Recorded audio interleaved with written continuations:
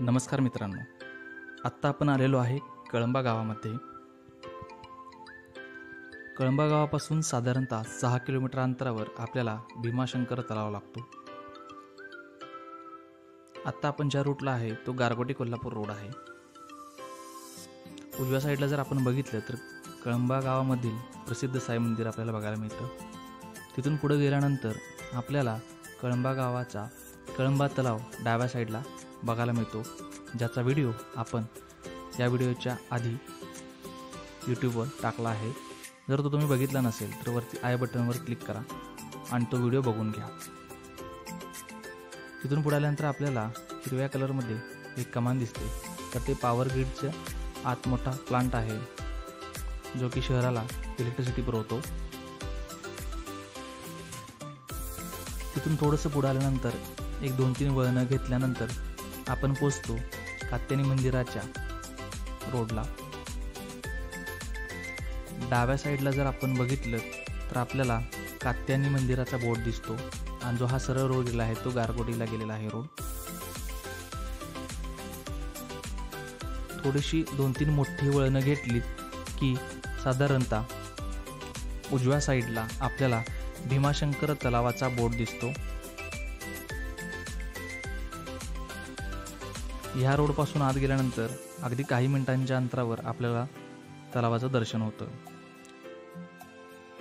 गारगोटी रोडकडून आल्यानंतर नंदवाळ 3 किलोमीटर हा जो आपल्याला बोर्ड दिसतो, तिथून आत गेल्यानंतर भीमाशंकर तलावाला आपल्याला जाता येतं. आणि कोल्हापूरकडून आल्यानंतर गिरगाव फाट्याच्या बरोबर समोर जो रोड गेलेला आहे त्या रोडपासून आत आपल्याला भीमाशंकर तलावास येता येते.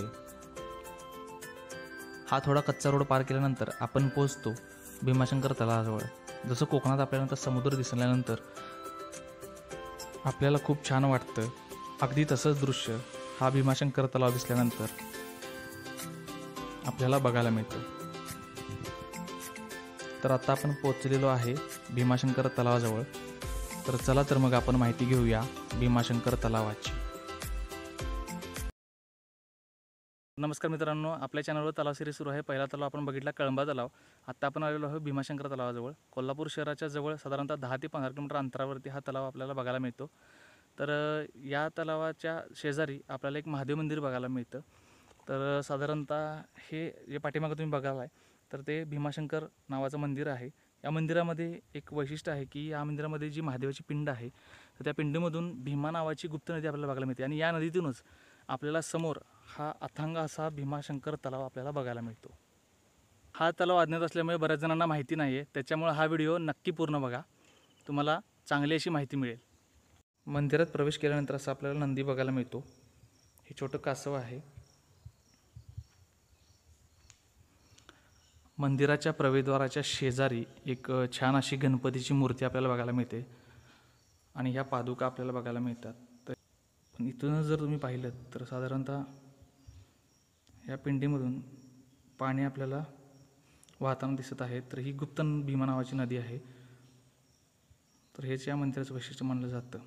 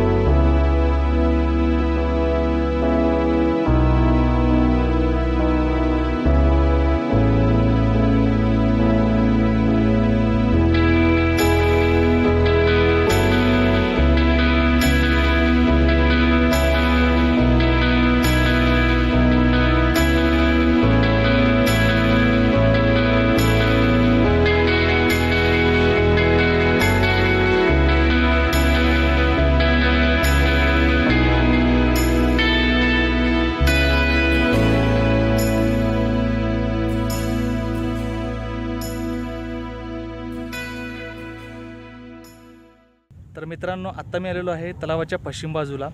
तर साधारणतः कोल्हापूरच्या आधीच्या काळात कात्यायनी देवी मंदिर, भीमाशंकर आणि प्रतिपंढरपूर असे दर्शन घेण्यासाठी भाविक येत होते. पंचक्रोशीत प्रसिद्ध असणारे भीमाशंकर मंदिर, त्याच्यासमोर असणारा हा तलाव आणि आजूबाजूला असणारा हा डोंगराळ भाग, यामुळे असं निसर्गरम्य वातावरण या तलावाला लाभलेलं आपल्याला बघायला मिळतं. पूर्वी श्रीकृष्णांच्या पदस्पर्शाने पुनीत झालेली ही भूमी हरिवंशमध्ये आपल्याला श्रीकृष्णांचं करवीर प्रवासाचं वर्णन पाहायला मिळतं आणि याच श्रीकृष्णांच्या चरणस्पर्शाने पावन झालेल्या स्थानांपैकी एक म्हणजे नंदवाळ म्हणजेच नंदग्राम. या तलावाचं काम सुरू असताना इथे काही शिल्पे आढळली, तर साधारणतः त्याबद्दल काही आख्यायिका सांगितल्या जातात. मगाशी आपण मंदिरामध्ये जी गणपतीची मूर्ती बघितली आणि त्या शेजारी ज्या पादुका होत्या, त्या साधारणतः पादुका कोणाच्या आहेत, त्या इथं कशा आल्या, तर त्यामध्ये असं सांगितलं जातं की पूर्वी कात्यायनी देवी भावाबरोबर वादविवाद झाल्यानंतर या तलावामध्ये एक मोठं झाड होतं, ते आता सध्या नाही आहे, पण त्या झाडाखाली ती कात्यायनी देवी येऊन बसली होती. तर आता तिथं त्या तलावाचं पाणी येत असल्यामुळे त्या पादुका तिथून मंदिरामध्ये स्थापन केलेल्या आहेत. तर आत्ता मी आहे तलावाच्या पश्चिम बाजूला. समोर जर आपण डोंगर बघितलात तर साधारणतः त्या डोंगरावर भरपूर अशी निलगिरीची झाडं आपल्याला बघायला मिळतात. तर त्या डोंगरामध्ये मोरांचं अस्तित्व खूप आहे. तर या बाजूला बांध घातलेला आपल्याला बघायला मिळतो तलावाच्या. तलावाचं सुंदर दृश्य हे तलावाच्या पश्चिम बाजूकडून आपल्याला बघायला मिळतं. समोरसुद्धा आपल्याला काही डोंगर भाग आहे, तो आपल्याला बघायला मिळतो. साधारणतः या डोंगराच्या पलीकडे कोल्हापूर गारगोटी रोड आहे. इकडे पाहिलात तर जे समोर तुम्हाला झाड दिसतं त्या झाडाच्या मागे भीमाशंकर महादेवाचं मंदिर आहे. तर उन्हाळ्यामध्ये आत्ता सध्या मुलं खूप इथं पोहायला वगैरे येतात. तलावाच्या पश्चिम बाजू आल्यानंतर इथं आपल्याला छोटासा ब्रिज बघायला मिळतो आणि या ब्रिजमधून तलावाचं विहंगम दृश्य आपल्याला निहाळता येतं. तर ते तुम्हाला मी दाखवतो.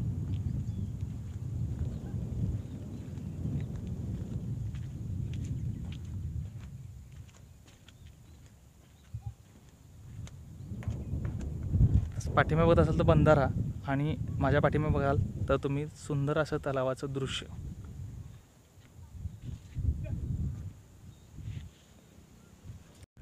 तर साधारणतः हा तलाव असा खूप मस्त तलाव आहे. साधारणतः खूप शांत ठिकाण आहे. पाण्याचा आवाज, पक्ष्यांची किलबिलाट आपल्याला इथं बघायला मिळते. सोबत मंदिरही आहे. त्यामुळं कोल्हापूरच्या जवळ असलेला हा तलाव बऱ्याच जणांना अज्ञात आहे. बऱ्याच जणांना अजून लोकांना माहिती नाही आहे.